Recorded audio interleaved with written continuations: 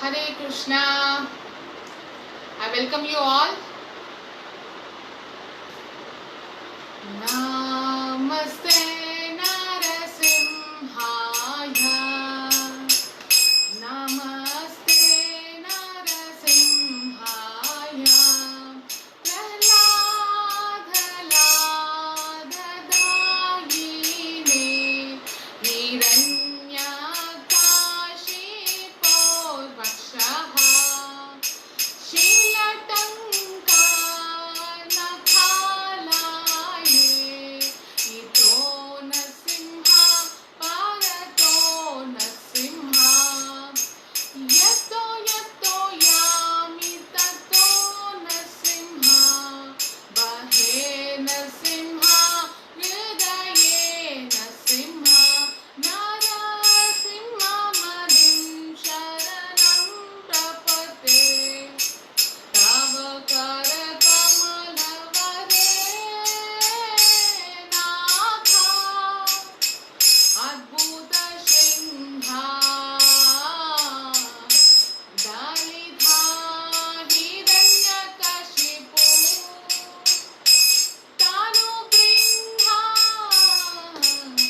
Keshavadita Narahari Rupa Jai Jagadisha Hare Jai Jagadisha Hare Jai Jagadisha Hare Jaya Lakshmi Narasimha Jaya Lakshmi Narasimha Lakshmi Narasimha Jaya Lakshmi Narasimha Jaya Prahlad Maharaj Jaya Prahlad Maharaj Jaya Prahlad Maharaj Jaya Prabhupada Jaya Prabhupada Jaya Prabhupada Nitai Gaura Hari Bol Hari Bol Hari Bol Nitai Gaur Hari Bol समस्त विघ्न विनाशक लक्ष्मी नरसिंह भगवान की प्रहलाद महाराज की अनंत कोटि वैष्णव वृंद की श्रील प्रभुपाद की निताय गौर प्रेमानंदे हरे कृष्ण हरे कृष्ण సో మనం నిన్న ప్రహ్లాద్ మహారాజ్ యొక్క క్వాలిటీస్ గురించి మనం మాట్లాడుకున్నాం, మనం చర్చించుకున్నాం. సో ఈరోజు డైరెక్ట్గా మనము కథలోకి వెళ్ళిపోదాం. అసలు ఏం జరిగింది? నేను నిన్న చెప్పినట్లుగానే దితికి కశ్యపకి పుట్టిన వాళ్ళే హిరణ్యకశిపు అండ్ హిరణ్యాక్ష. హిరణ్యాక్షని వరాహ రూపంలో భగవంతుడు వచ్చి చంపేస్తాడు. ఎప్పుడైతే భగవంతుడు సంహరిస్తారో అప్పుడు హిరణ్యకశిపుకి చాలా కోపం వస్తుంది. భగవంతుని ఎలాగైనా చంపాలి అనే అంత కోపం వస్తుంది అనమాట. సో అలా అనుకున్నప్పుడు తను ఏం చేస్తాడు, ఘోరమైన తీవ్రమైన తపస్సు చేయడానికి వెళ్ళిపోతాడు. ఆ తీవ్రమైన తపస్సు ఎలా ఉంటుందంటే అసలు భూలోకం అంతా కూడా వణికిపోతుంది అనమాట. మొత్తం అందరూ భయపడిపోతారు. దేవతలందరూ భయపడిపోతారు. ఏం జరగబోతుంది, ఏంటి ఇది, ఆ ఎఫెక్ట్ ఏంటి, ఏం జరుగుతుంది ఇక్కడ అనేసి. అలా అందరూ భయపడి బ్రహ్మని చేరుకుంటారు. బ్రహ్మని పోయి అడుగుతారు, బ్రహ్మ మీరే కాపాడాలి, అక్కడ హిరణ్యకశిపు అంతగా తపస్సు చేస్తున్నారు అని. అప్పుడు బ్రహ్మ నేను చూసుకుంటాను అనేసి బ్రహ్మ స్వయంగా వెళ్ళి చూస్తారనమాట. అదే సమయంలో ఏం జరుగుతుంది, ఇంకోవైపు ఇంద్ర ఆ దేవతలందరూ వెళ్ళి కయాదు హిరణ్యకశిపు యొక్క భార్యని కిడ్నాప్ చేయడానికి వెళ్తారనమాట. అదే టైంకి ఎవరు వస్తారు, నారదముని.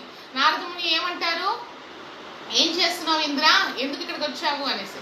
అప్పుడు ఆయన ఏమంటారు, ఇంద్ర నేను ఈమెని కిడ్నాప్ చెయ్యాలి, ఆమె కడుపులో ఏదైతే బిడ్డ పెరుగుతుందో దాన్ని చంపాలనుకుంటున్నాం మేమందరము అనేసి అంటే, అప్పుడు నారదముని ఒకే మాట, అసలు ఆ కడుపులో ఉన్న బిడ్డ ఎంతో గొప్ప భక్తుడు కాబట్టి మీరు అలా చేయాల్సిన అవసరం లేదు అనేసి గట్టిగా చెప్తారనమాట. అప్పుడు ఇంద్ర మొదలైన అక్కడున్న దేవతలందరూ నారదుని యొక్క మాటని నమ్ముతారు. చూడండి, ఒక డీమన్, ఒక రాక్షసుడు భార్య కడుపులో ఖచ్చితంగా రాక్షసుడే పుడతాడు. కానీ వాళ్ళకి ఎంత నమ్మకం అంటే నారదుని చెప్పారు. నారదుని ఎవరు గొప్ప భక్తుడు కాబట్టి ఆయన అబద్ధం అనేది చెప్పడు. కాబట్టి ఎంతో నమ్మకంతో వాళ్ళందరూ నమ్మి వదిలేసి వెళ్ళిపోతారు అనమాట. ఇంకా కయాదు కడుపులో ఉన్న బిడ్డని నారదుని కంట్రోల్లో వదిలేసి వెళ్ళిపోతారు. నారదుని ఆశ్రమంలో కయాదు ఉంటారు. నారదునితో ఉంటారు కాబట్టి చూడండి, స్వల్ప మాత్ర సాధు సంగ సర్వసిద్ధి హోయ్. జస్ట్ ఒక ఫ్రాక్షన్ ఆఫ్ సెకండే చిన్నది, ఆ దాంట్లోనే ఎన్నో ఫ్రాక్షన్స్ చేస్తే అంత ఫ్రాక్షన్ స్వల్పం అంత కూడా మనకి భక్తుల యొక్క సాంగత్యం దొరికితే సర్వసిద్ధి హోయ్, ది బెస్ట్ జరుగుతుంది జీవితంలో. అలా నారదుని ఆశ్రమంలో ఉంటారు కాబట్టి నారదుని ఎల్లప్పుడూ భగవంతుడి గురించి, ఆయన గుణగణాల గురించి, భక్తి అంటే ఏంటి, భక్తి యొక్క సేవ ఎలా ఉంటుంది, భక్తులు ఎలా ఉంటారు, ఈ విషయాలు మాట్లాడుతూనే ఉంటారు అనమాట. చెప్తూనే ఉంటారు, ఆ కథలంతా చెప్తూనే ఉంటారు. కానీ కయాదు యొక్క ప్రాబ్లం ఏంటంటే తన మైండ్ అంతా ఎప్పుడు తన భర్త వస్తాడు తిరిగి, నా కడుపులో ఉన్న బిడ్డ సేఫ్గానే ఉంటాడా లేదా, సేఫ్గా బయటకు వస్తాడో లేదో, ప్రొటెక్షన్ గురించి భయంగా ఉంటుంది ఆమెకి. సో ఇలా ఉండడం వల్ల ఆమె వల్ల నారదుని చెప్పే ఆ గొప్ప సైన్స్ని వినలేకపోతుంది, దాన్ని గ్రహించలేకపోతారు కయాదు.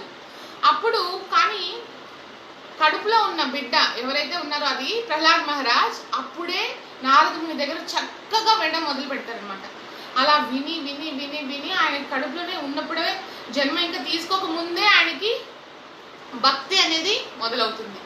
అందుకే చెప్తారు, ప్రెగ్నెంట్గా ఉన్న లేడీస్ ఎవరైనా ఉంటే ప్రెగ్నెంట్గా ఆ టైంలో భాగవతం వినాలి అనేసి. అది ఆ బిడ్డకి ఎంతో మంచి చేస్తుంది. ఎందుకంటే మెయిన్ కాన్సెప్ట్ ఏంటంటే ఆ పిల్లలకి వాళ్ళ యొక్క రియల్ అసలు వాళ్ళు ఎవరో ఆ విషయాన్ని గుర్తు చేస్తున్నారు. భాగవతం వినేటప్పుడు భగవంతుడు ఎవరో తెలుసుకుంటారు. సో ఆ మూడుతో పిల్లలు పుడితే వాళ్ళు చాలా పయస్గా ఉంటారు, వాళ్ళ లైఫ్ చాలా సక్సెస్ఫుల్గా ఉంటుంది. కాబట్టి ఖచ్చితంగా భాగవతం వినిపించమని అంటారు, వినాలి అని కూడా అంటారు. అలానే ఇక్కడ ప్రహ్లాద్ మహారాజ్ కడుపులో ఉన్నప్పుడే చాలా చక్కగా వింటారు, ఎంతో భక్తిని అంటే చాలా ఇంటెన్స్గా వింటారనమాట.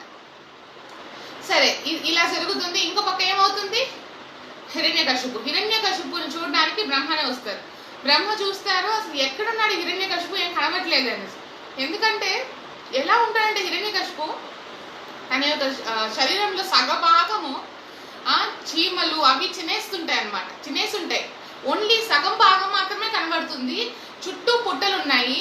అట్లా టోస్ మీద తన కాళ్ళు టోస్ మీద నిలబడి ఉన్నాడు. పైన ఆకాశం వైపు చేతులు పైకెత్తి కంప్లీట్గా అక్కడ చూసుకుంటూ అట్లే తపస్సు చేస్తూనే ఉన్నాడు అనమాట. బ్రహ్మకి ఆశ్చర్యమైపోతుంది, ఇంతగా సివియర్గా చేస్తున్నాడు తపస్సు అని. ఆయన ఆశ్చర్యపోవడమే కాకుండా సంతృప్తి చెందుతాడు అనమాట. సరే, బ్రహ్మ సంతృప్తి చెంది నీకేం కావాలి కోరుకో అనేసి అంటాడు అనమాట. కానీ బ్రహ్మ కనిపిస్తుంది ఇంత డిటర్మినేషన్ కనుక భగవంతుడి మీద భక్తి యొక్క సేవలో ఉంటే తను నిజంగా గొప్ప భక్తుడే ఉంటాడు. దీన్ని సరే ఏదో చేశాడు. ఈ తపస్వీలు మామూలుగా తపస్వీలకే కష్టమైన విషయాన్ని చేశాడు కాబట్టి ఖచ్చితంగా తను ఏం అడుగుతాడో మనం ఇవ్వాల్సిందే అనుకుంటాడు.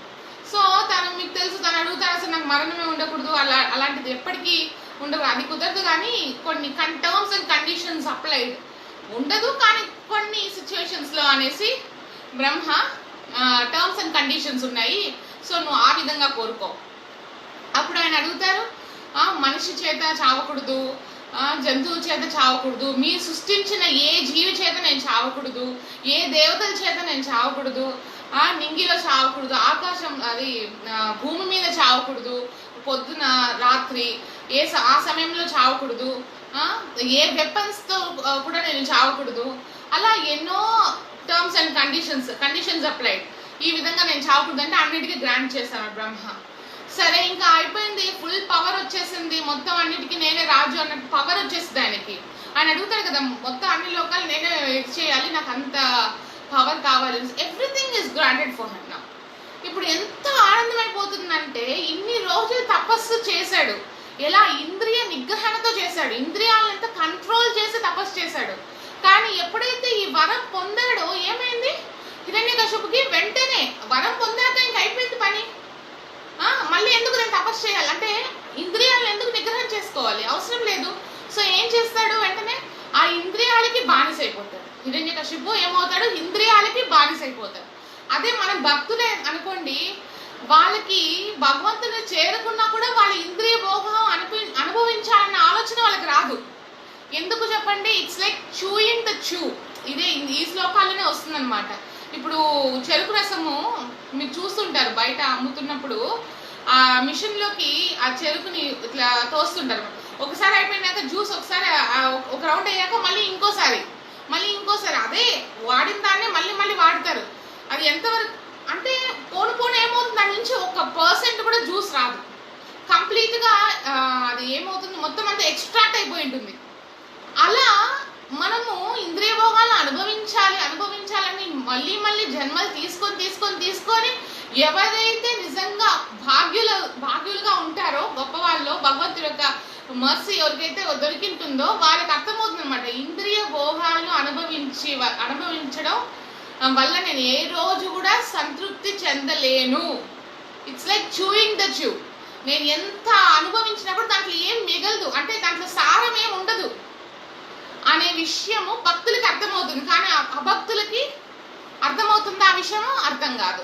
కాబట్టి హిరణ్యకశిపుకి అది తెలియదు కాబట్టి ఇంద్రియ భోగాలను ఇంకా ఎక్కువగా అనుభవించసాగాడు, చాలా ఎక్కువగా. సరే, ఇంకా తన యొక్క కొడుకు ప్రహ్లాద్, తన ఉన్న కొడుకుల్లోనే చాలా అందంగాను బుద్ధిమంతుడు చాలా బాగా కనపడతాడు. ప్రహ్లాద్ చూసి చాలా ఆనందపడతాడు అనమాట. ప్రహ్లాద్ ఆ టైంలో శుక్రాచార్య వాళ్ళ కొడుకుల దగ్గర, ఆయన సందా నమర్క వాళ్ళ దగ్గర చదువుకుంటున్నాడు. ఆ స్కూల్లో ఏంటి సిలబస్ అంటే ధర్మ, అర్థ, కామ, ఈ 3 విషయాలే మనకు తెలుసు. ధర్మ, అర్థ, కామ, మోక్ష, ఇదే పురుషార్థాలు కదా. కానీ వాళ్ళ సిలబస్ ఏంటి? ధర్మ, అర్థ, కామ మాత్రమే చెప్పిస్తారనమాట. వాళ్ళకి మోక్ష గురించి అవసరం లేదు, ఎందుకంటే భక్తి లేదు కదా.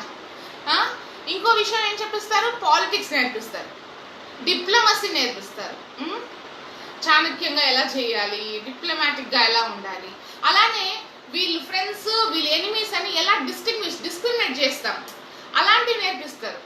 అంటే ఇవన్నీ వాళ్ళ సిలబస్లోనే ఉంటుంది. కాబట్టి ప్రహ్లాద్ మహారాజుకి తప్పదు, ఇవన్నీ వింటాడు. కానీ ప్రహ్లాద్ మహారాజుకి ఏం మాత్రం నచ్చదు. ప్రహ్లాద్ మహారాజుకి హైయెస్ట్ సైన్సే తెలుసు కదా. ఎవరు చెప్పారు? నారదుడే చెప్పారు.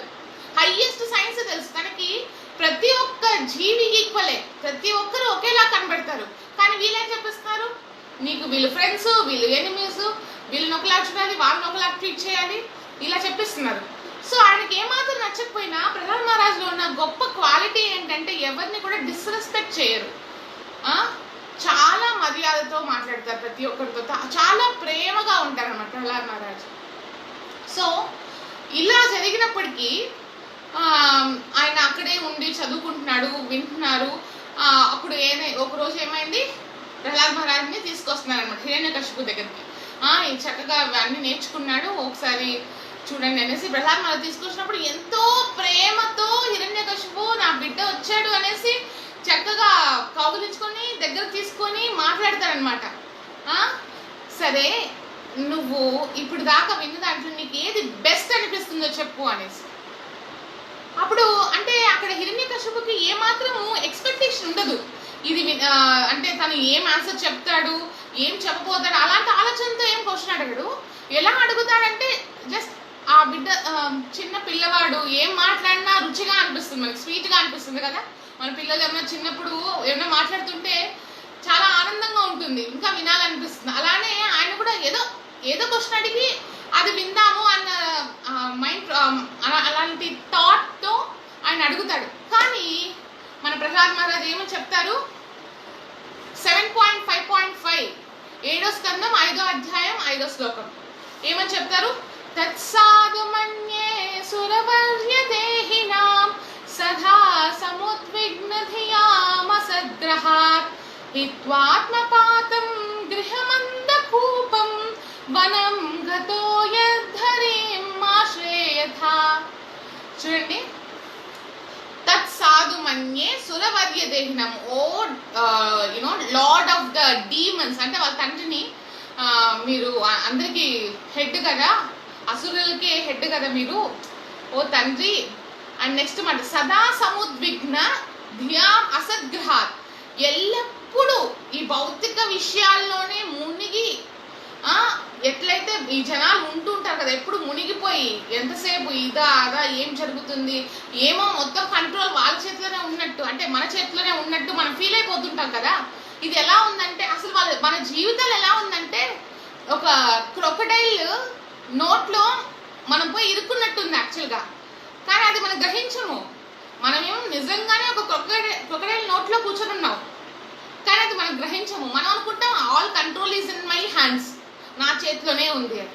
సో ప్రహ్లాద్ మహారాజ్ అడిగిన క్వశ్చన్, ప్రహ్లాద్ మహారాజ్ ఏమని అడిగారు, ఇప్పుడు దాకా నువ్వు చదువుకున్న దాంట్లో విన్న దాంట్లో ఏది బెస్ట్ అని అడిగారు. సో ప్రహ్లాద్ మహారాజ్ ఏం చెప్తున్నారు, ఇక్కడ ఉన్న ప్రజలందరూ ఎల్లప్పుడూ ఏదో ఒక దాంట్లో మునిగి తేలిపోతున్నారు, అంటే ఈ భౌతిక విషయాల్లో మునిగిపోతున్నారు. ఇది ఎట్లుందంటే అసద్గ్రహాత్ అంటే ఒక క్రొకడైల్ నోట్లో వాళ్ళ తల పెట్టినట్టే ఉంది. సో నెక్స్ట్ పాయింట్, హిత్వాత్మపాతం గృహమందకూపం. ఈ విధంగా చేయడం వల్ల వాళ్ళు ఏమవుతున్నారు, అందకూపం, ఒక డార్క్ బావిలో పడిపోతున్నారు. అంటే ఇది దేనికి దారి తీస్తుంది, నరకానికి దారి తీస్తుంది. అప్పుడు దీని నుంచి బయటపడాలంటే వాళ్ళకి బెస్ట్ ఏది అని అంటున్నారు. చూడండి ఇంత చిన్న వయసులో మనం అందరికి ఏది బెస్ట్ చెప్తున్నారు ప్రహ్లాద్ మహారాజ్. ఇట్లా బాధపడుతున్న ఈ భౌతిక ప్రజలు వాళ్ళకి కష్టాల నుంచి బయటపడడానికి ఏది బెస్టో 4th లైన్ లో చెప్తున్నారు. వనం గతోయత్, వనం అంటే బృందావనం, వనం గతోయత్ ధరిం హరిం, అక్కడ హరిం ఆశ్రేయథ, హరిని వర్షిప్ చేయాలి, హరికి సరెండర్ అయ్యి హరిని వర్షిప్ చేయాలి. ఎక్కడికి వెళ్ళి, బృందావనంకి వెళ్ళి. దట్ ఈస్ ద బెస్ట్ అనేసి అన్నారు. ఇంకా చెప్పండి ఎలా ఉంటుందో, హిరణ్యకశిపుకి ఎలా ఉంటుంది చెప్పండి. ఒక పక్క నవ్వుతాడు, గట్టిగా నవ్వుతాడు, ఏంటి ఇలా మాట్లాడేస్తాడు అసలు. అసలు హరి అంటేనే నాకు నచ్చదు, హిరణ్యకశిపుకి అసలు నచ్చదు. ఆయన్ని ఇది చేయాలనే కదా, ఆయన చంపాలనే కదా ఈయన ఇంత వరాలు పొందాడు. ఈ మొత్తం అంతా నేనే రూల్ చేయాలి, నేనే గాడ్ అన్నట్టు అథిస్టిక్ మెంటాలిటీ కదా, దేవుడు లేదు నేనే దేవుడు అన్నట్టు. అటువంటి నాకు అట్లా పుట్టిన నా కొడుకు ఇలా మాట్లాడుతున్నాడే, ఒక పక్క నవ్వు వస్తుంది, ఒక పక్క షాకింగ్ గా ఉంది హిరణ్యకశిపుకి. సో హిరణ్యకశిపు చందా అమర్గా చెప్పారు, అసలు ఏంటి మీరేమి సెక్యూరిటీ అంతా చూసుకోలేదా, అసలు మీకున్న ఆ స్కూల్లో ఎవరన్నా విష్ణు భక్తులు ఎవరన్నా వచ్చి వెళ్తున్నారా ఏంటి, విష్ణు గురించి ఏమైనా మాట్లాడేస్తున్నారా, ఆ మాయావి గురించి అనేసి హిరణ్యకశిపు అడుగుతారు చండా అమరికాకి. కొంచెం జాగ్రత్తగా చూడండి, పాపం పసివాడు మనసుని చెడిపేశారు అనేసి అంటాడు.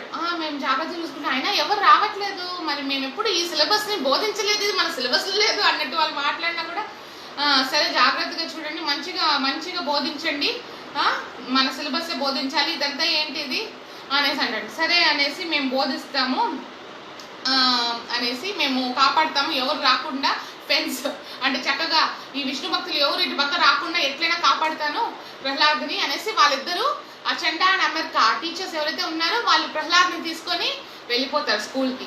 ప్రహ్లాద్ని స్కూల్కి తీసుకెళ్ళాక అడుగుతారు, ఏంటి ప్రహ్లాద్ నీ యొక్క బుద్ధి ఏమన్నా కరెక్ట్ అయిపోయిందా, అంటే ఇప్పుడు వైరస్ సోకిందా, ఇప్పుడు కరప్షన్ అంటే మైండ్ ఏమన్నా భ్రాంతిలో ఉన్నావా, అసలు ఏమైంది, ప్రతి ఒక్కరు బాగానే ఉన్నారు కదా, ప్రతి ఒక్క స్టూడెంట్స్ మన దగ్గర ఎవరైతే నేర్చుకుంటున్నారో వాళ్ళందరూ క్లారిటీగా ఉన్నారు, నువ్వేంటి ఇలా తయారయ్యావు, నీకు ఏమైంది అసలు మేము చెప్పించని విషయాలన్నీ మాట్లాడుతున్నావు, అసలు నువ్వు రాక్షసుడుగా ఉండాల్సింది పోయి నువ్వు ఏం మాట్లాడుతున్నావు అనేసి అంటారన్నమాట. ప్రహ్లాద్ మహారాజ్ ఏం చెప్తారు అంటే ఇంకో విషయం కూడా చెప్తారు, అసలు విష్ణు భక్తులు విష్ణు గురించి విష్ణు వాళ్ళందరూ మనకి శత్రువులు అనే విషయం మాట్లాడినప్పుడు ప్రహ్లాద్ మహారాజ్ వెంటనే శ్లోకం చెప్తారు. 7.5.11 7వ స్కందం 5వ అధ్యాయం 11వ శ్లోకం. పరస్వశ్చేతి అసద్గ్రాహ పుంసాం యన్ మాయయా కృతః విమోహిత ధియాం దృష్టస్ తస్మై భగవతే నమః. ఏం చెప్తున్నారు ఇక్కడ, మీరు చెప్తున్నారు ఫ్రెండ్స్ ఎనిమీస్ అని డిస్టింగ్విష్ చేయాలని, but let me offer my respectful obeisances అంటూ supreme personality of godhead whose external energy maya is deluding our intelligence. ఇప్పుడు వీళ్ళు ఫ్రెండ్స్ వీళ్ళు ఎనిమీస్ అని అనుకోవడం కూడా అదొక భ్రాంతి యాక్చువల్గా. ఆ భ్రాంతి ఏంటి, భగవంతుడి యొక్క ఎనర్జీ, ఎవరు మాయ, ఈ మాయ చేసే ఇల్యూషన్, ఆ ఆ మాయాదేవి చేసిన ఇల్యూషన్, ఆ భ్రాంతి వల్లే మనం అందరం వీళ్ళు ఫ్రెండ్స్ వీళ్ళు ఎనిమిస్ అనుకుంటున్నాం. కానీ నిజానికి ఇక్కడ ఎవరు ఫ్రెండ్స్ లేదు, ఎవరు ఎనిమిస్ లేదు, అందరూ the servants of the lord and all are parts and parcel of the lord. And ప్రతి ఒక్కరు భగవంతుడి యొక్క సేవలో ఖచ్చితంగా ఏదో వాళ్ళ వల్ల అయినంత ఎంతో కొంత చేస్తారు. అందరూ ప్రేమతో ఉండాలి. ఎక్కడ కానీ వీళ్ళు తక్కువ వీళ్ళు ఎక్కువ మనం అనుకోకూడదు. అది మనకి బాగా తెలుసు. కానీ మీరందరూ కూడా భగవంతుడి యొక్క ఎనర్జీ అయిన మాయ యొక్క దీంట్లో పడ్డారు, అందుకే మీరు ఇలా మాట్లాడుతున్నారు. So maya is so powerful. నేను ఒకప్పుడు విన్నాను, మాయ గనక మనల్ని అటాక్ చేసిందంటే మనము నిజంని నిజం అనుకోము, అబద్ధాన్ని నిజం అనుకుంటాము. అవన్నీ నేను విన్నాను, కానీ ఇదే ఫస్ట్ టైం చూస్తున్నాను. ఐఎమ్ ఎక్స్పీరియన్సింగ్ ఇట్ అని ప్రహ్లాద్ మహారాజు తన గురువు దగ్గర చెప్తారనమాట. సో యాక్చువల్గా చెప్తారు, పశు బుద్ధి ఫ్రెండ్స్ వీళ్ళు, ఎనిమీస్ వీళ్ళు అని ఎవరైతే అనుకుంటారో దాన్ని పశు బుద్ధి అంటే యానిమల్ మెంటాలిటీ. అది యానిమల్ మెంటాలిటీ, హ్యూమన్ మెంటాలిటీ కాదు. హ్యూమన్స్ నిజంగానే ఎలా ఉండాలి? We have sixth sense, we should show mercy. ప్రతి ఒక్కరి మీద దయ చూపించాలి. దయ లేకపోతే హ్యుమానిటీ ఎక్కడుంది? సో ఎప్పుడైతే దయ అనేది లేదో అప్పుడు అది పశు బుద్ధి అవుతుంది, అంటే అది ఒక యానిమల్ మెంటాలిటీ అవుతుంది. It is not a human being. We are no more human being when we don't have the mercy, right? అది చెప్తున్నాను అన్నమాట ప్రహ్లాద్ మహారాజ్. సో మళ్ళీ ఇంకో శ్లోకంలో ప్రహ్లాద్ మహారాజ్ ఏం చెప్తారు అంటే, అసలు మీరు ఎందుకు ఇలా అనుకుంటున్నారు? 7.5.14 ఏడో స్కందం 5వ అధ్యాయం 14వ శ్లోకం ఏం చెప్తున్నా చూడండి. యథా బ్రాహ్మత్యయో బ్రహ్మన్ స్వయం ఆకర్ష సన్నిధన్ తథా మే విద్యతే చేతశ్చక్రపాణే యద్రేచ్ఛయ. ఏం చెప్తున్నారు అంటే, ఎలాగైతే ఒక ఐరన్ మ్యాగ్నెట్ కి అట్రాక్ట్ అవుతుందో అలానే నేచురల్ గా అట్రాక్ట్ అవుతుందా? ఒక ఐరన్ కి మనం ఏమైనా చెప్పిస్తామా, దానికి ఏమైనా కెమికల్ యాడ్ చేస్తామా to get it attracted to the magnet? లేదు కదా. నేచురల్ గానే దాని యొక్క property, the property of iron, the property of metal is to attract to the magnet, right? అది దాని యొక్క నేచురల్ గానే జరిగిపోయినట్టు ఎలాగైతే అలా జరిగిపోతుందో అలానే నేచురల్ గా నాకు భగవంతుడు అంటే ఇష్టం, హరి గురించి వినాలంటే ఇష్టం. హరి అని, కృష్ణ అని ఎక్కడన్నా ఎవరన్నా మాట్లాడితే దాన్ని వినాలనుకుంటాను, వాడి గురించి మాట్లాడాలంటే అది నేచురల్ గా జరిగిపోతుంది. దీంట్లో తప్పేముంది అనేసి చక్కగా వాళ్ళ యొక్క గురువులకే చెప్తారన్నమాట ప్రహ్లాద్ మహారాజ్. అసలు మనకి నిజంగానే చెప్పాలంటే మనుషులందరూ మనందరికీ ఎలా ఉండాలంటే అన్కంట్రోలబుల్, అసలు కంట్రోల్ చేసుకోలేకుండా. అంటే భగవంతుడి విషయాలు ఎక్కడన్నా చెప్తున్నారంటే వినాలి, తప్పన కలగాలి మనకి. చెవులు అట్లే వెళ్ళిపోవాలి ఆ విషయానికి. కానీ మనకి దురదృష్టం ఏంటంటే ఎక్కడన్నా ఎవరన్నా రూమర్స్ చెప్తే, ఎవరి గురించినా ఏమైనా చెప్తే చాలా చక్కగా వింటాం అనమాట. మనకి అదేదో ఒక ఫుడ్ వేసినట్టు చెవులకి. కానీ యాక్చువల్గా భగవంతుడి యొక్క విషయాలకి మనం చెవులను ఇవ్వాలి. భగవంతుడి విషయాలు వినడానికి ఆనందం అసలు ఎంత, you should be very much curious, uncontrollable. అలా నేచురల్ గా స్పాంటేనియస్ గా రావాలి భక్తి అనేది. అలా మీరు చెప్పండి ఎవరున్నారు ఎగ్జాంపుల్? స్పాంటేనియస్ గా కృష్ణ పట్ల అట్రాక్షన్ ఎవరికి ఉంది? అలా వినుంటారు, గోపీస్ ఆఫ్ వృందావన్, బ్రజ్వాసీస్. ఆ గోపీస్ వాళ్ళకి స్పాంటేనియస్ లవ్ అపాన్ కృష్ణ. వాళ్ళ లవ్ గురించి 10th canto 10వ స్కందంలో ఒక శ్లోకం ఉంది. యదోహనే వహననే మతనోఫలేప ప్రేంకేన్ ఖనర్భ రుదితో క్షణ మర్జనాదౌ గాయంతి చైనం అనురక్త ధీయో శృతంత్యో ధన్య వ్రత స్త్రీయా ఉరుక్రమ చిత్తయానః. ఇది 10వ స్కందం 44వ అధ్యాయం 15వ శ్లోకం. ఏమనుంది? య దోహనే.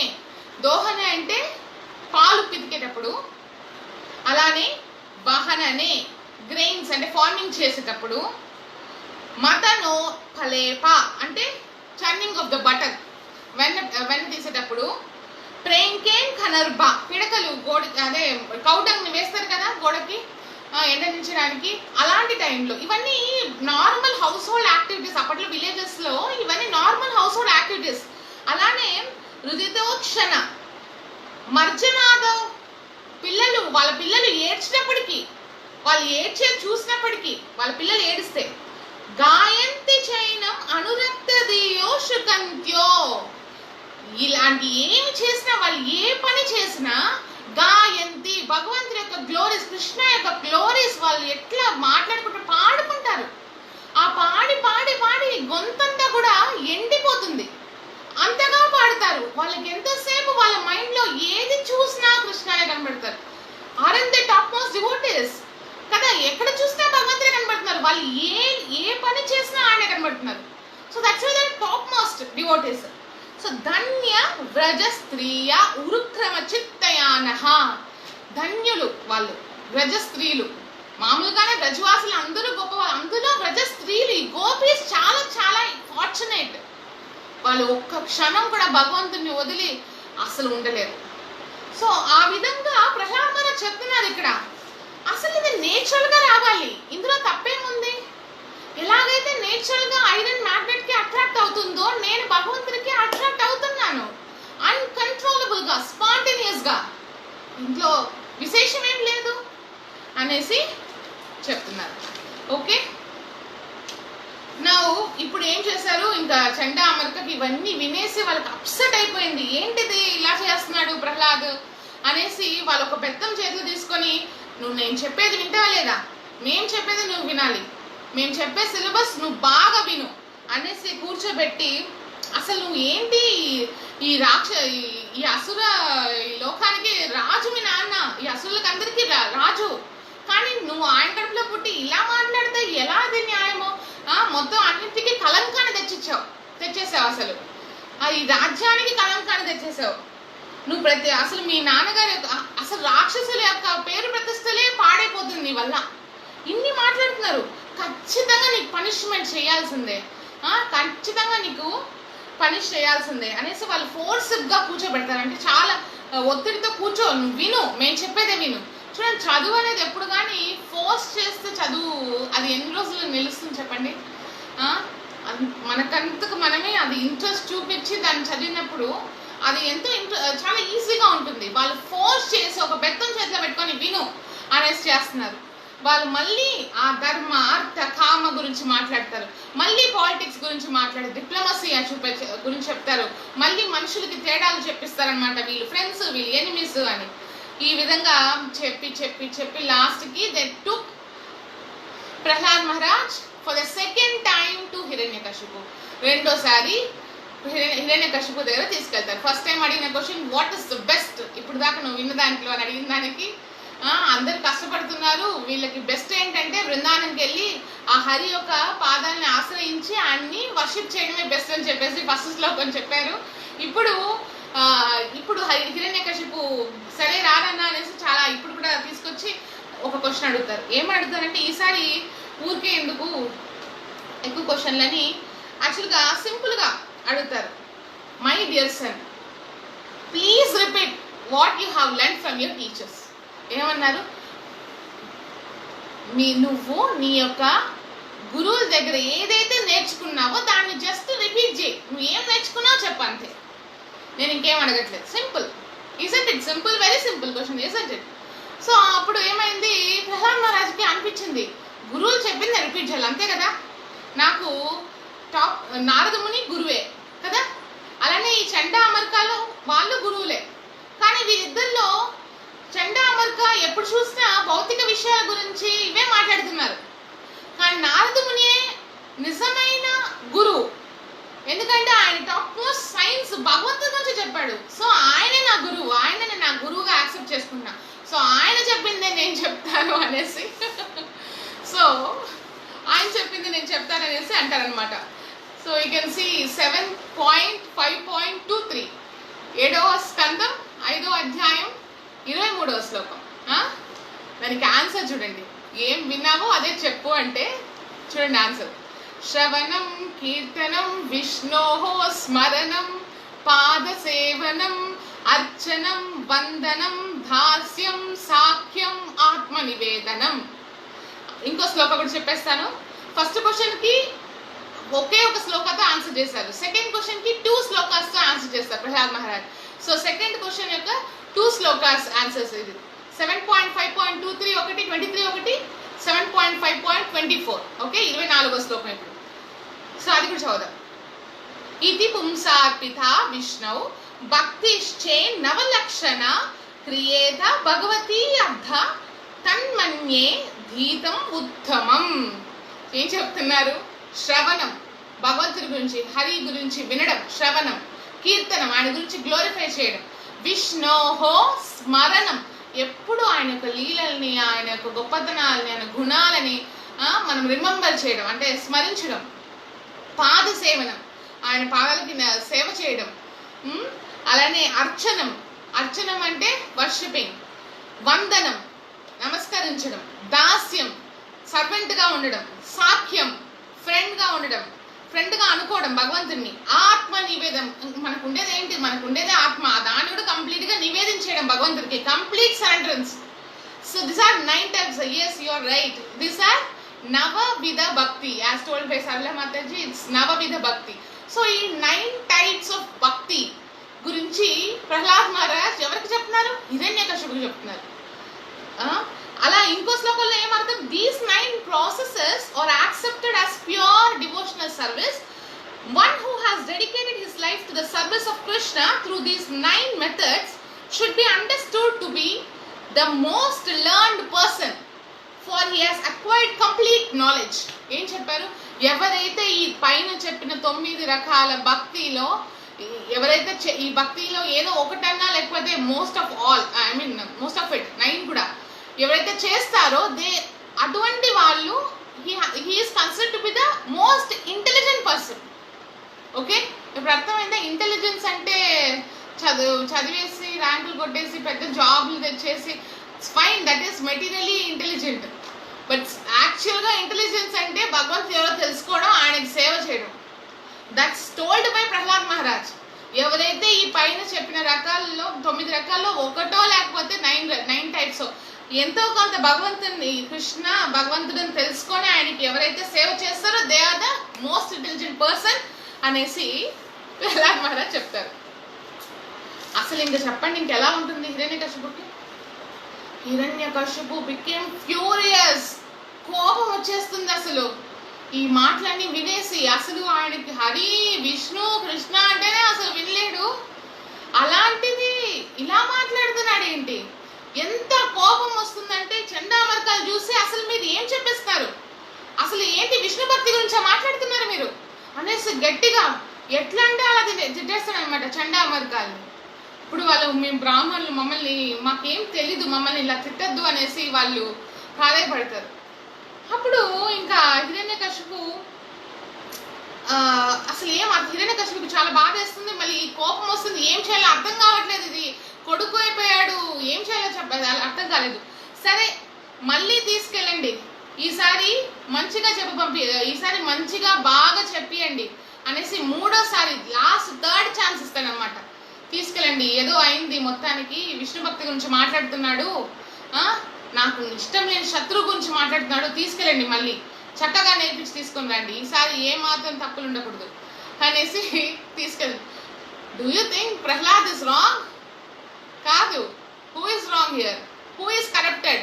Ever knowledge corrupted? ఇక్కడ హిరణ్యకశిపు యొక్క knowledge corrupted because of his attachment to his senses. ఇంద్రియాలతో చాలా అటాచ్మెంట్ ఆయనకి, పదవి వ్యామోహం, భగవంతుడి మీదే ఎన్వియస్నెస్, ఇవన్నీ డీమన్ క్వాలిటీస్. ఈ క్వాలిటీస్ ఉండడం వల్ల నిన్న మాట్లాడుకున్నాం క్వాలిటీస్ ఆఫ్ ప్రహ్లాద్ మహారాజ్. ఆయనకి ఎంత రెస్పెక్ట్ చూపిస్తారు, ఇంతగా కోపపడి ఇంతగా తిట్టినా కూడా హిరణ్యకశిపుకి ఎంతో రెస్పెక్ట్ ఇస్తారు తండ్రి అనేసి. అంత రెస్పెక్ట్ అది బికాస్ ఏమని చెప్పారు ఒక శ్లోకం నిన్న మాట్లాడుకున్నాం, ఎవరైతే కృష్ణ భక్తి చేస్తారో వాళ్ళకున్న క్వాలిటీస్, డెమిగాడ్స్ కున్న క్వాలిటీస్ ఏదైతే ఉంటుందో యాజ్ ఇట్ ఈస్ వాళ్ళు కనబడుతుంది, అందుకంటే మంచి క్వాలిటీస్ కూడా కనబడుతుంది వాళ్ళు. సో మంచి క్వాలిటీస్ అనేది భౌతికంగా ఎప్పుడు మనం చూడలేము. ఎవరైతే భక్తి చేస్తారో వాళ్ళలోనే అది వచ్చేస్తుంది, ఎందుకంటే ఇన్బిల్ట్ అయిపోతుంది అది, ఎందుకంటే భగవంతుడి దగ్గర ఉన్న క్వాలిటీస్ ఒక పార్ట్ వాళ్ళలో కనబడుతుంది. అలా ఇక్కడ హిరణ్యకశిపుకి ఎంత బ్యాడ్ క్వాలిటీస్, ఆయనకి ఎంత కన్ఫ్యూషన్ చూడండి. అసలు లైఫ్లో ఎంత వెల్త్ ఉన్నా, పదవున్నా, ఆయనకి సేవలు చేసేదానికి ఎంతమంది ఉన్నా ఆయన నిమ్మతి లేదు. ఎందుకు పీస్ లేదు? Because he don't know who is the lord. He doesn't know his position. He doesn't know that he is supposed to be the servant of the Lord. ఇది ఏం తెలియదు కాబట్టి ఆయనకి ఏమాత్రం ఆనందం అనేది లైఫ్లో లేదు. On the top of it, he is torturing Prahlad Maharaj with his words. ఏం మాట్లాడుతున్నావు అనేసి థర్డ్ ఛాన్స్ ఇచ్చాడనమాట. లాస్ట్గా థర్డ్ ఛాన్స్ ఇచ్చాం చండా అమర్క. ఈసారి వాళ్ళు వెళ్తారు, తీసుకెళ్తారు. ఎప్పుడైతే చండా అమర్క అక్కడ ఉండరో ఆ టైంలో Prahlad Maharaj starts talking about Krishna గురించి. అక్కడ ఉన్న స్టూడెంట్స్ ఉంటారు కదా, ఆ స్టూడెంట్స్ అంతా ఎవరో కాదు, రాక్షసుల యొక్క సంతానం అనమాట. వాళ్ళందరూ కూడా ఒక 5 years చిన్నపిల్లలే అందరూ. సో అక్కడ ఉన్న స్టూడెంట్స్ చూసి వాళ్ళ దగ్గర చెప్తుంటారు అనమాట. ఎప్పుడైతే చండామర్క అట్లా నది స్నానం చేయడానికి వెళ్ళినప్పుడు ఆ టైంలో Prahlad Maharaj starts preaching.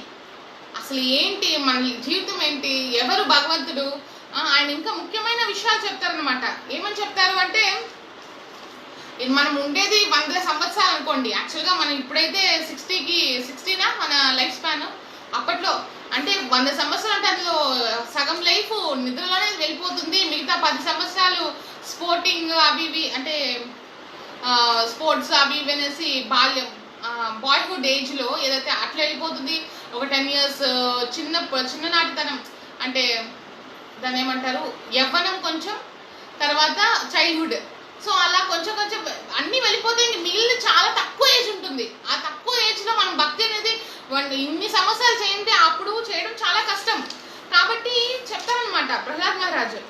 So భక్తి చేసే దాంట్లో ఏజ్ అనేది లేదు. వాళ్ళ స్టూడెంట్స్ అందరూ చెప్తారు, భక్తి చేసే దాంట్లో ఈ ఏజ్ నుంచి చెయ్యాలి అనేది ఎప్పుడు లేదు.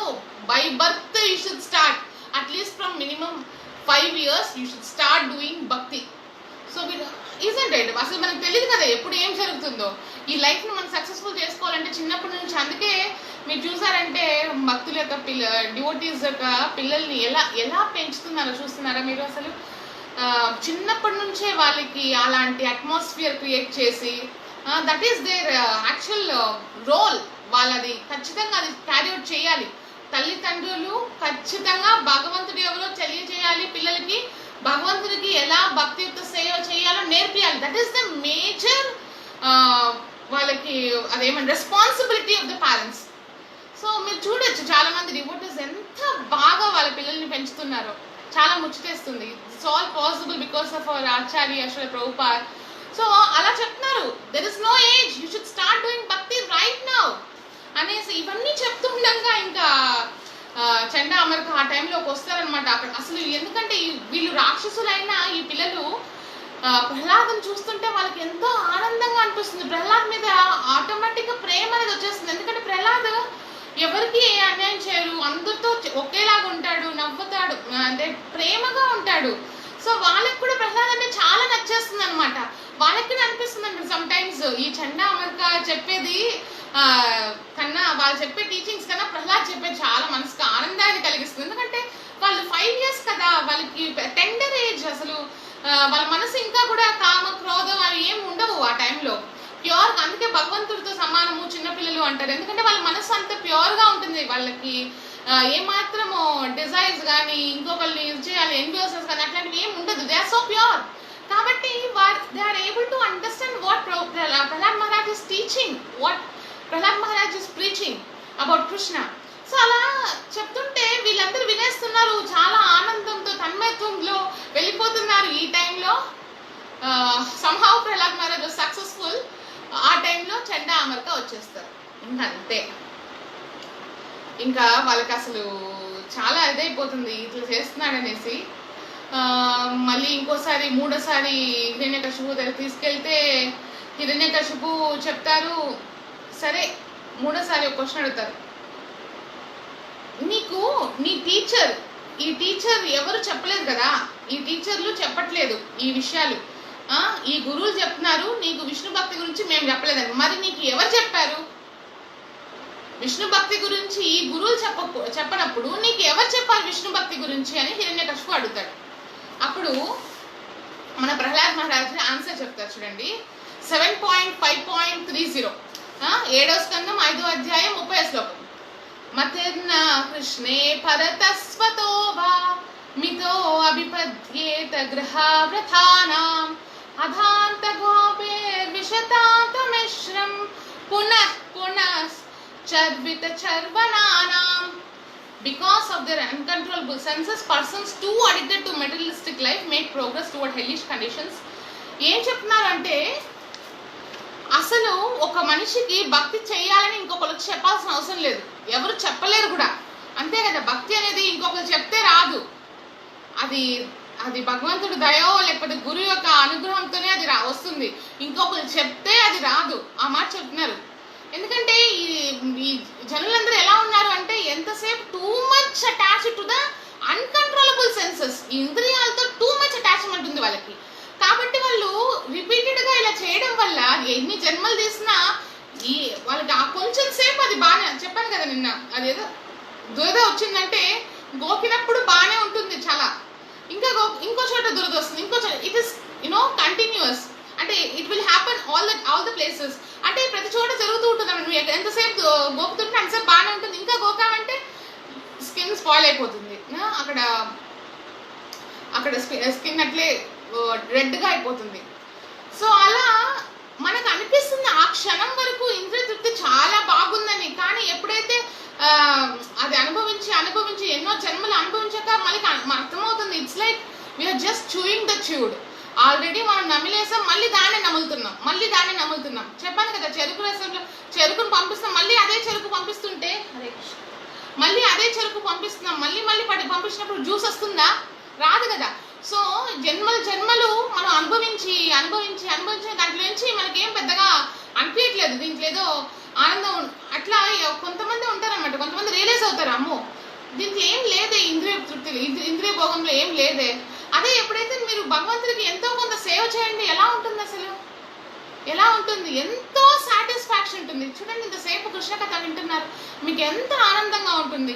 ఇదే మనం ఏదైనా భౌతిక విషయాలు ఇట్లా మాట్లాడతామంటే ఎవరైనా వినగలుగుతామా? ఒక 10 minutes 20 minutes half an hour 1 hour దానిపైన అసలు వినలేము. ఇంకోసారి వాళ్ళు ఫోన్ చేస్తామో అనిపిస్తుంది. బికాస్ దాంట్లో లైఫ్ లేదు, దాంట్లో ట్రాన్సెండెన్స్ లేదు, ప్యూరిటీ లేదు. ఈ భౌతిక విషయాల్లో ఇక్కడ ప్యూరిటీ లేదు, కానీ భగవంతుడి గురించి మాట్లాడినప్పుడు ప్యూరిటీ ఉంది. కాబట్టి అది మాట్లాడినా విన్నా మనకి ఎంతో ఆనందాన్ని తృప్తిని కలిగిస్తుంది. సో అది అలానే చెప్తాను అనమాట. అసలు నాకు భక్తి అనే విషయం ఎవరు చెప్పాల్సిన అవసరం లేదు, ఎవరో చెప్పడం వల్ల రాదు. ఈ జనాలు ఇట్లనే ఉంటారు, వాళ్ళు చూయింగ్ ద ట్యూడ్, ఇట్లనే అనుభవించాలనుకొని జన్మలు తీసుకుంటూనే ఉంటారు, టైం వేస్ట్ చేస్తూనే ఉంటారు. ఇది భగవంతుడి యొక్క అనుగ్రహం ఉంటేనే అది జరుగుతుంది. ఓకే, అలాగే 7.5.31 ఇంకా కూడా చెప్తారు ప్రహ్లాద్ మహారాజ్. ఏమంటారంటే 31వ శ్లోకం, దాని నెక్స్ట్ శ్లోకాన్ని చూడండి. నతే విదుస్వార్థ గతిం హి విష్ణు దురాశయా ఏ బహిరర్థమానిన అంధా యథాంధౌ ఉపనీయమానాస్ తే అపి శతంత్ర్యాం బురుదాం నిబద్ధా. ఓకే, నతే విదుస్వార్థ గతిం హి విష్ణు, ఎవరికి భగవంతుడు అర్థం కాడు అనే చెప్తారు. ఎవరికి అర్థం కాడు అంటే ఎవరైతే మూఢత్వంలో ఉంటారో, ఇగ్నోరెంట్ గా ఉంటారో వాళ్ళకి భగవంతుడు ఎప్పటికీ అర్థం కాడు. సెకండ్ లైన్, దురాశయ ఏ బహిర్ అర్థమానిన, ఎందుకు అర్థం కాదంటే they are deeply attached to the material ambitions, deeply attached. ఇప్పుడు ఇంద్రుడికి ఒక శాపం వస్తుంది కదా, భూమిలో పంది జన్మ తీసుకో అని. ఇంద్రుడు వెళ్ళి పంది జన్మ తీసుకున్నాక భార్య పిల్లలతో ఆ మురికిలోనే దొల్లాడుతూ అదే ఆయనకు ఆనందంగా అనిపిస్తుంది అనమాట.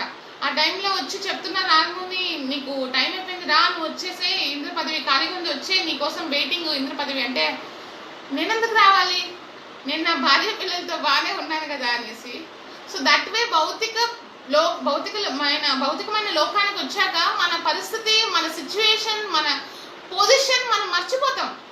మనం ఇందులో ఇంత ఆనందం ఉంది అని అనుకుంటాం, కానీ దాంట్లో ఏమి జ్యూస్ ఉండదు, ఏముండదు దాంట్లో. కాబట్టి ఇంతగా డీప్ గా అటాచ్ అయిన వాళ్ళకి అసలు భగవంతుడే ఒక మన గోల్ అనే విషయాన్ని కూడా వాళ్ళు గ్రహించలేరు. ఈ జీవితానికి, ఈ పుట్టుకకి ఒక గోల్ అనేది ఉండాలి కదా. సో భగవంతుడే మన యొక్క గోల్ అనే విషయం కూడా వాళ్ళు గ్రహించలేరు, ఎందుకంటే they are so deeply material ambitions. Okay, అలానే థర్డ్ లైన్ ఏం చెప్పిన, అంధా యథాంధౌ ఉపనీయమానస్. వాళ్ళు వాళ్ళని ఇప్పుడు చూడండి. So beautiful line. ఏం చెప్తున్నారంటే ఈ మెటీరియల్ పీపుల్ ఆల్రెడీ అటాచ్డ్గా ఉన్నారు, కానీ వాళ్ళు ఎవరు మాటలు వింటారు అంటే ఎవరు యొక్క సపోర్ట్ తీసుకుంటారంటే ఆల్రెడీ అంధకారంలో ఉన్న ఒక బ్లైండ్ పర్సన్ దగ్గర పోయి సలహాలు తీసుకొని వాళ్ళ లైఫ్ని లీడ్ చేస్తూ ఉంటారు అనమాట. సో ఆల్రెడీ బ్లైండ్ అంటే మిగతా కూడా ఇగ్నోరెంటే. ఎవరైతే భగవంతుని గోల్గా పెట్టుకొని లైఫ్ని లీడ్ చేస్తున్నారో they are actually intelligent, they are actually going towards him. That is the ultimate essence of life. అది వదిలేసి భగవంతుడు ఎవరో తెలియదు, భగవంతుడు అనే గోలే లేని వాళ్ళు బ్లైండే కదా, బ్లైండ్గానే లైఫ్ని లీడ్ చేస్తున్నారు. సో ఈ మెటీరియల్ పీపుల్ ఆల్రెడీ వాళ్ళు బ్లైండ్. సరే, వాళ్ళు ఎవరి హెల్ప్ తీసుకుంటున్నారంటే బ్లైండ్ పీపుల్ హెల్ప్. వాళ్ళు బ్లైండ్, హెల్ప్ తీసుకోవడం కూడా బ్లైండ్ పీపుల్ హెల్ప్. మరి ఎట్లుంటుంది వాళ్ళ పరిస్థితి? సో అలా చెప్తున్నారు. మళ్ళీ ఫోర్త్ లైన్, తే అపీష తంత్ర్యా ఉరుధాం నిబద్ధ, they were constantly tightly bound by the ropes of ignorance. So ఈ విధంగా ఈ అటాచ్మెంట్ వల్ల ఈ భౌతిక ప్రజలు అట్లే బంధించబడ్డారనమాట మూఢత్వంలో, టైట్గా. దానివల్ల ఏమవుతుంది, వాళ్ళ వల్ల దాని నుంచి బయటపడలేరు. కానీ వాళ్ళకి ఒక హోప్ ఉంది దీని నుంచి బయట. చెప్పాను కదా, ఫస్ట్ క్వశ్చన్కి ఒకే శ్లోకంతో ఆన్సర్ చేశారు ప్రహ్లాద్ మహారాజ్. సెకండ్ క్వశ్చన్కి ఫస్ట్ క్వశ్చన్ ఏమని అడిగారు, అసలు ఇప్పుడు దాన్ని చదివిన దాంట్లో నీకు బెస్ట్ ఏంటని అడిగితే ఇవన్నిటిని వదిలేసి బృందావనంకి వెళ్ళి భగవంతుడు విష్ణు యొక్క శరణం తీసుకోవాలి అన్నారు. ఫస్ట్ క్వశ్చన్కి ఒకే ఆన్సర్. సెకండ్ క్వశ్చన్, సరే నువ్వు మీ గురువుల దగ్గర ఏదైతే నేర్చుకున్నావు దాన్ని రిపీట్ చేయి అంటే శ్రవణం, కీర్తనం, విష్ణోహో స్మరణం, పాదసేవనం, అర్చనం అనేసి నవవిధ భక్తి చెప్పి ఇది ఎవరైతే చేస్తారో they are the intelligent people అనేసి నేను విన్నాను అనేసి ఆ రెండు శ్లోకాలు ఆయన ఎక్స్ప్లెయిన్ చేస్తారు. మూడో విషయం ఏమని అడుగుతారు, సరే నువ్వు ఇవన్నీ ఎవరి దగ్గర విన్నావు, అసలు ఈ నాలెడ్జ్ నీకు ఎవరు ఇచ్చారు అనే మూడో క్వశ్చన్ హిరణ్యకశిపు అడిగితే ఏం చెప్పారు, ఇలా భక్తి అనే విషయాన్ని, భక్తి గురించి ఎవరు చెప్తే వచ్చేది కాదు, ఎవరు ఫోర్స్ చేస్తే ఎవరు చెప్తే అట్లా రాదు, అది ఆటోమేటిక్గా గురువు యొక్క అనుగ్రహంతో భగవంతుడి యొక్క దయతోనే అది వస్తుంది. అసలు మన ఇక్కడ ఉన్న భౌతిక ప్రజల యొక్క పరిస్థితి ఏంటంటే వాళ్ళే అంధకారంలో ఉంటారు, వాళ్ళు మళ్ళీ అందుల యొక్క సహాయం తీసుకొని నడుచుకుంటూ ఉంటారు. అలా ఇవన్నీ చెప్తారనమాట. 2 శ్లోకాలు చెప్పాను. మూడో శ్లోకం థర్డ్ క్వశ్చన్కి 3 శ్లోకాస్తో ఆన్సర్ చేస్తారు. మూడో శ్లోకం ఏంటంటే 7.5.32 కంటిన్యూస్గా ఉంటుంది, 30, 31, 32. సో ద శ్లోక సేస్, నైషాం మతిస్థావత్ ఉరుక్రమాంగ్రిం స్పృశత్యనర్థాపగమో యథర్థ మహ్యషాం పాదరజో అభిషేకం నిష్కించనానాం న వృణీత యావత్. సో ఈ శ్లోక ఏంటంటే ఇంతగా బంధించబడ్డ ఈ ప్రజలకి ఒక హోప్ ఎక్కడి నుంచి వస్తుంది, వీళ్ళు దీని నుంచి ఎలా బయటపడతారు, వాళ్ళకి హోప్ ఏంటి అనే దానికి ఆన్సర్ ఇది. ఏం చెప్తున్నారు, unless first line, unless they smear upon there bodies the dust of the lotus feet of వైష్ణవ.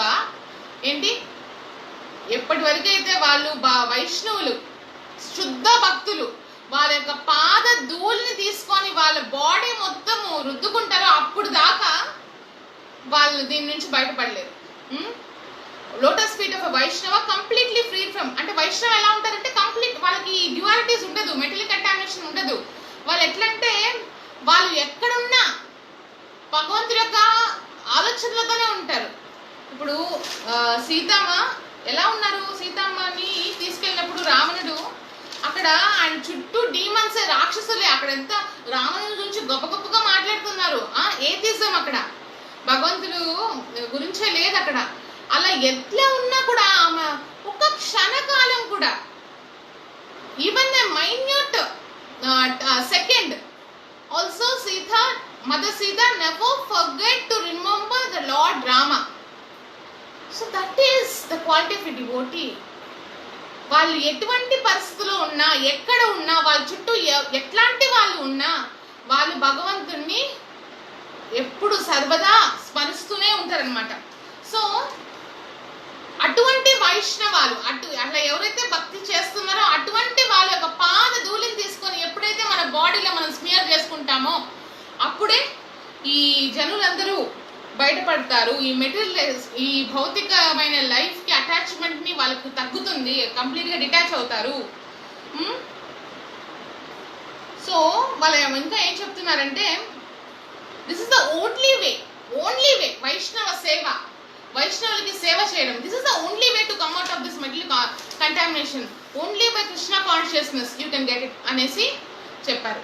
ఓకే, సో ఈ 3 శ్లోకాలు చెప్పాక ఎంత బోల్డ్గా చెప్తారు అంటే, అసలు ప్రహ్లాద్ మహారాజు హిరణ్యకశిపు ప్రహ్లాద్ని తోసేస్తారు, అట్లే ఇక్కడి నుంచి అట్లే ఫెయింట్ అంటే దూరంగా పడేస్తారు. పడేసి ఆయన అసలు చంపేయండి అనేసి ఆయన ఆర్డర్ చేస్తారు అనమాట.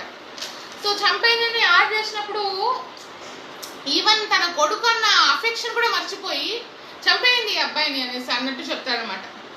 అక్కడున్న అసోసియేట్స్ అందరూ వెపన్ తీసుకొచ్చి చంపాలి ఇంకా అనేసి ముందుకొస్తే, అంటే ఎన్నో రకాలుగా ట్రై చేస్తారు అక్కడ ఉండే వాళ్ళు చంపడానికి. మళ్ళీ అలానే యూనో మౌంటైన్ పై నుంచి కింద పడేయడము, అగ్గిలోకి పంపించడము, తర్వాత పాయిజనస్ స్నేక్ మధ్యలో వదులుతారు, పాయిజనస్ స్నేక్స్ బైట్ చేయాలని వదిలేస్తారు.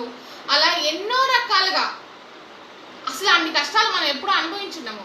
అన్ని కష్టాల్ని హిరణ్యకశిపు ప్రహ్లాద్కి ఇస్తారు. ఎంతగా చేసా కూడా ప్రహ్లాద్ మహారాజ్ చాలా టాలరెంట్గా ఉన్నారు, చాలా అసలు ఓపికగా నమ్మకంతో డిటర్మినేషన్తో ఉంటారనమాట. ఏ మాత్రం కూడా ఆయన మారరు. ఆయనకి కొంచెం కూడా భక్తి విషయంలో యాటిట్యూడ్ చేంజే కాదు. ఎందుకు అంత డిటర్మినేషన్ చెప్పండి? ఎందుకంటే ఆయన ఎవరి దగ్గర విన్నారు? నారద ముని దగ్గర విన్నారు. నారద ముని ఎవరు? ఆయన గొప్ప భక్తుడు. అంటే ఆయన స్వయంగా భగవంతుని చూశారు. ఇప్పుడు చూడండి, భగవంతుని చూసిన వాళ్ళు భగవంతుడి గురించి మాట్లాడితే, భగవంతుని అనుభవించిన వాళ్ళు భగవంతుడి గురించి మాట్లాడితే మనకి చాలా డిఫరెన్స్ ఉంటుంది. మనకు కూడా ఆ అనుభవం వస్తుంది అనమాట లోపల. కరెక్టా? ఏదో బుక్లో చదివి చెప్తే వినే వాళ్ళకి అంత మూడ్ అంటే అది దిగదు.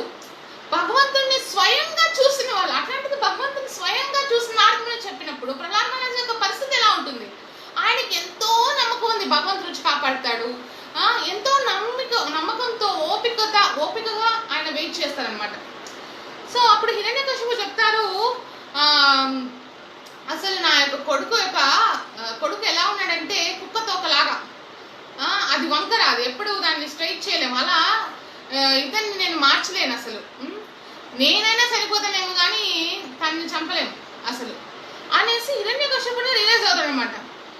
అలా చెప్పినప్పుడు ఇప్పుడు చండా అమరిక యాక్చువల్గా 3rd టైం మళ్ళీ క్వశ్చన్ చేశాక మళ్ళీ చండా అమరిక లేదు చిన్న పిల్లవారు కదా, మరి ఇంతగా ఇచ్చేయదని 3వసారి తీసుకెళ్ళినప్పుడు ఏం జరుగుతుంది? ఇందాక చెప్పాను కదా, అక్కడ ఉన్న స్టూడెంట్స్ అందరికి కూడా భగవంతుడి గురించి చెప్తారనమాట.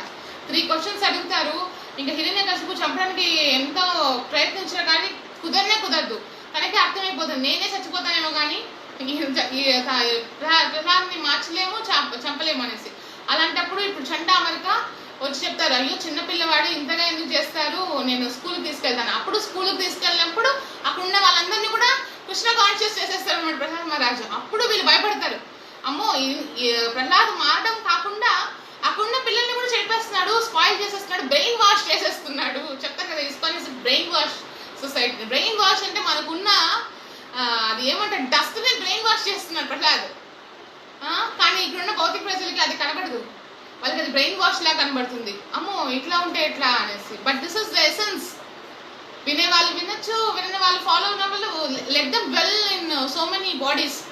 But this is truth, we are talking the absolute truth. So ఇదే ప్రహ్లాద్ మహారాజ్ చెప్పారు. ఇంకా ఆయన తీసుకొచ్చి వాళ్ళిద్దరు వదిలేస్తారు, ఇంకా తీసుకొచ్చి మేము ఇంకా చూసుకోలేము, అసలు అక్కడ ఉండే వాళ్ళని కూడా మార్చేస్తున్నారు అనేసి ప్రహ్లాదని తీసుకొచ్చేస్తారు అనమాట. అలానే ఇప్పుడు మీరు ఈ విషయంలో ఒక చూడండి, ఒక చిన్న కథ. ఒకరోజు ప్రహ్లాద్ యొక్క డిటర్మినేషన్ ఎంతగా ఉందో ఒక చిన్న కథ చెప్తాను. భగవంతుని ఎంతగా నమ్ముతున్నాడు, భగవంతుని మీద ఎంతగా భగవంతుడు వస్తాడన్న ఫెయిత్ తనలో ఎంత ఉందనేది ఒక చిన్న ఎగ్జాంపుల్గా ఒక కథ చెప్తాను. ప్యాసింజర్స్ అందరూ ట్రావెల్ చేస్తున్నారు ఒక ఫ్లైట్లో.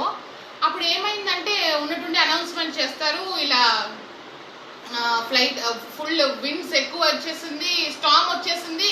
ఈ స్టార్మ్ రావడం వల్ల టర్బులెన్స్ వచ్చేసింది, ఏదో అవ్వబోతుంది, త్వరగా please fasten your you know seat belts తొందరగానే సీట్ చేసుకోండి, అందరూ చాలా రెడీగా ఉండండి, ఏమైనా జరగచ్చు అనేసి ఒక ఇన్ఫర్మేషన్ వచ్చింది. వెంటనే అందరికి చాలా టెన్షన్ అయిపోతుంది, ఏంటిది ఉన్నట్టు ఇలా జరిగిందని. బాగా అసలు స్టార్మ్ ఎలా అంటే ఎక్కువ టర్బులెన్స్ అనమాట. పైలట్ అనౌన్స్ చేస్తుంటే అప్పుడు ప్రతి ఒక్కరు చాలా భయపడుతూ ఫటాఫట్ వేసుకునేసి భయపడుతూ భగవంతుని ప్రే చేస్తున్నారు. అప్పుడు ఒక ఆయన గమనిస్తారనమాట, ఒక అమ్మాయి విండో సీట్ దగ్గర కూర్చోంది, చిన్న పిల్లమ్మాయి, చిన్న స్మాల్ చైల్డ్, స్మాల్ గర్ల్. అమ్మాయి మాత్రము ఏమాత్రం పట్టించుకోకుండా జాలీగా ఉందనమాట. ఇది ఇవంతా గమనిస్తూనే ఉంటాడు, కానీ ఏం మాట్లాడు. ఆ టైంలో ఒక హాఫ్ అన్ అవర్ ఈ టర్బులెన్సెస్ ఉంటుందన్నమాట. హాఫ్ అన్ అవర్ తర్వాత ఆ స్టార్మ్ తగ్గిపోయి సేఫ్గా ల్యాండ్ అయిపోతారు.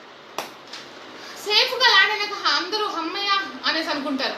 ఆ తర్వాత ఆయన ఎవరైతే ఆ అమ్మాయిని గమనించాడో ఆయన వెళ్ళి అడుగుతాడు ఆ అమ్మాయిని, అసలు మేమందరం ఇంత టెన్షన్ పడితే నువ్వేంటి, అసలు ఏమి జరగనట్టు, అసలు ఇక్కడ ఏమి జరగనట్టు, మేమందరం చూసి ఎంత పెద్ద ఎక్స్పీరియన్స్ అయ్యాము, అసలు చావు దాకా వెళ్ళి వచ్చాము, ఏమి జరగనట్టు నువ్వు ఎలా ఉన్నావు అనేసి ఆ చిన్న పాపని అడిగితే, నాకేం భయం లేదు, ఎందుకంటే పైలట్ నా యొక్క తండ్రి, my father is the pilot, మా నాన్న ఖచ్చితంగా నన్ను తీసుకెళ్ళిపోతారు, సేఫ్గా ఇంటికి తీసుకెళ్తారు అనేసి అనిందంట. షాక్ అయ్యారంట ఆయన. దిస్ ఇస్ వాట్, ప్రహ్లాద్ కూడా అంత నమ్మకం ఉంది భగవంతుడి మీద. నా తండ్రి ఆయన నన్ను కాపాడుతారని అంత నమ్మకం ఉంది. అంత నమ్మకంలో అంతలో మనకు కొంచెమన్నా ఉంటే ఫియర్లెస్గా మనం బతకచ్చు. నరసింహదేవుని మనం ఎప్పుడైతే ప్రే చేస్తామో నిజంగా మనకి భయం అనేది పోతుంది, ఫియర్లెస్నెస్ని ఇస్తారన్నమాట నరసింహదేవ్. సో ఈ స్టోరీ చాలా యాప్ట్గా ఉంది అసలు ప్రహ్లాద్ యొక్క డిటర్మినేషన్కి. సరే, ఇప్పుడు హిరణ్యకశిపు ఇంకా కోపం వచ్చేసి హిరణ్యకశిపు ఏ విధంగా కూడా ఈ అబ్బాయిని మార్చలేకపోతున్నాను అని ఎంతో కోపంతో ఎక్కడున్నాడు నీ హరి అనేసి మీరు చూసుంటారు భక్త ప్రహ్లాద్ సినిమాలో కూడా. సో ఎక్కడున్నాడు అనేసి ఆ అసెంబ్లీ హాల్లోనే ఒక పిల్లర్ ఉంటుంది, ఆ పిల్లలు ఇక్కడున్నాడా అనేసి అడుగుతాడు అనమాట. ఉన్నాడు అనేసి అంటాడు ప్రహ్లాద్.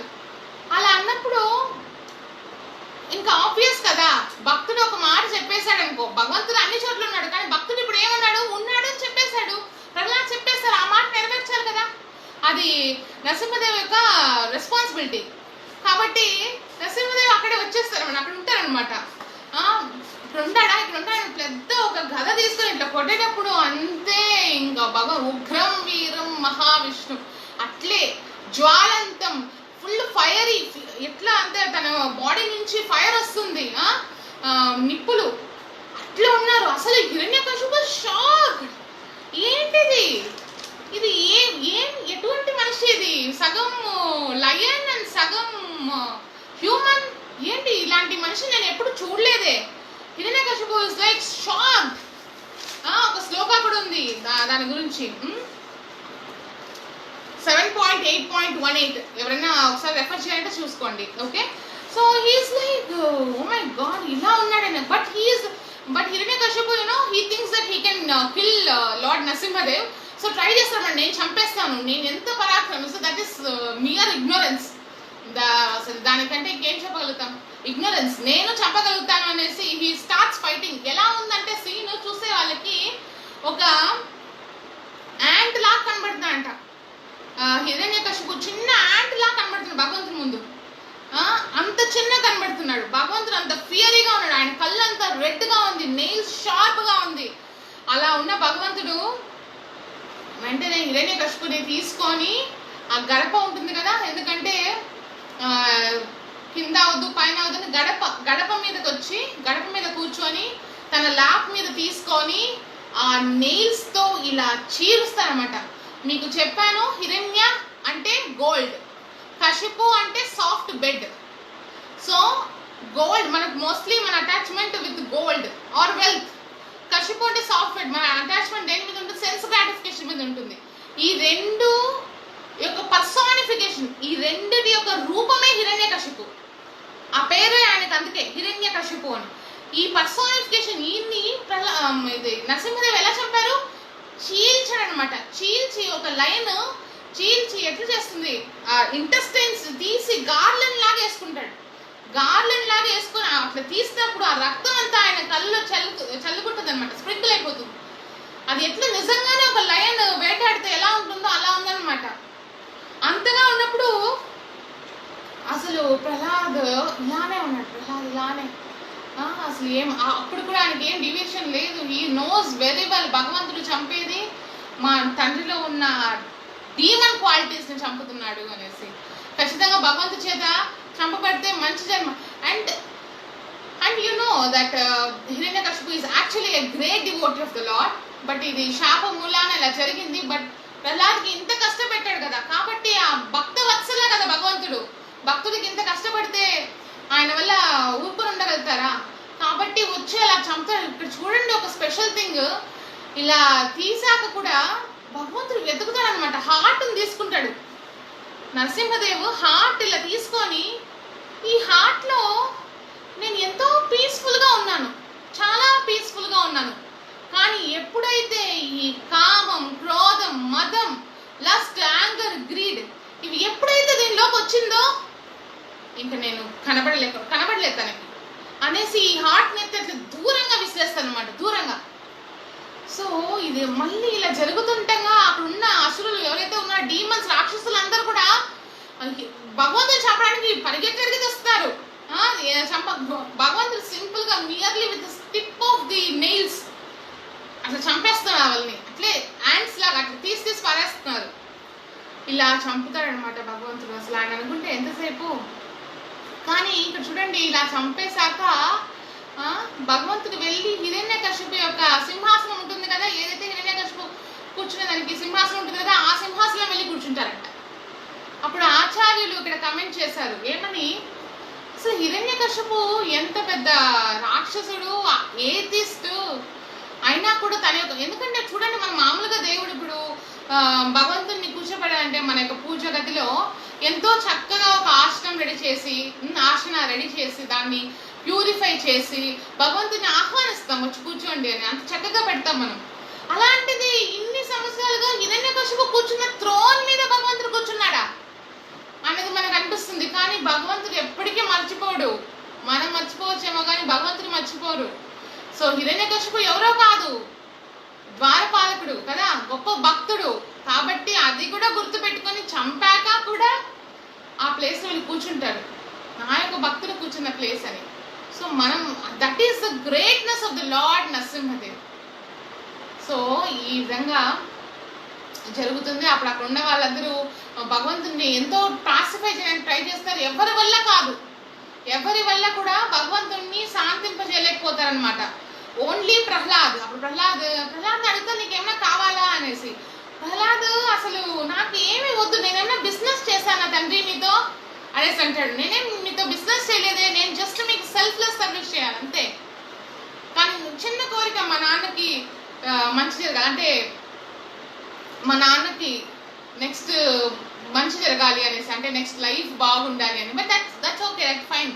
బట్ ఇంకేం కోరడు అనమాట.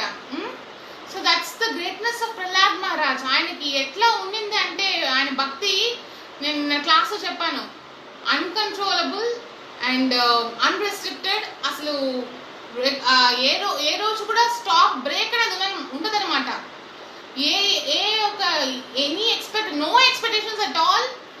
ఏది భగవంతుడి దగ్గర ఆశించకుండా ప్రతిరోజు ఎట్లయితే నది ప్రవహిస్తూనే ఉంటుంది ఓషన్ చేరుకునేంత వరకు, అలా ప్రహ్లాద్ మహారాజ్ యొక్క భక్తి కూడా భగవంతుని చేరుకునేదాకా అది ఒకేలాగా ఉన్నాడనమాట. That's a greatness. మనం కూడా రెగ్యులర్గా ప్రాక్టీస్ చేయాలి భక్తి అనేది. రెగ్యులర్ ప్రాక్టీస్ చేసినప్పుడు భగవంతుని నిజంగా మనం రియలైజ్ అవుతాం. అఫ్ కోర్స్ మన వల్ల కాదు ఇవన్నీ, ఈ తత్వాన్ని అర్థం చేసుకోవడం కూడా మన వల్ల కాదు. మనం we should beg Srila Prabhupada, we should beg the Vaishnavas, we should beg Krishna to make us understand what is the essence of all this Leela. భగవంతుడి వల్లనే మనకి రియలైజేషన్ ఇవ్వగలుగుతారనమాట. మన వల్ల ఏమి కాదు, అది మాత్రం for sure. But when Krishna assures, when Acharya Gurudev assures, blesses us, definitely it is possible. So let's be beggars. భగవంతుడి దగ్గర beggars గా ఉందాం. That should be our qualification, right? So I'm so happy, I'm very glad ఈరోజు Hiranyakashipu and Prahlad Maharaj, Narasimhadev యొక్క లీల మీతో చర్చించుకున్నాం. Thank you so much నాకు ఇంత మంచి కథని మీకు చెప్పడానికి నాకు ఒక సేవనిచ్చినందుకు. Thank you so much. వాంఛా కల్పతరుభ్యశ్చ కృపా సింధుభ్యైవ చ పతితానాం పావనేభ్యో వైష్ణవేభ్యో నమో నమః. अनंत कोटि वैष्णव वृंद की जय, श्रील प्रभुपाद की जय, प्रहलाद नरसिंह की जय.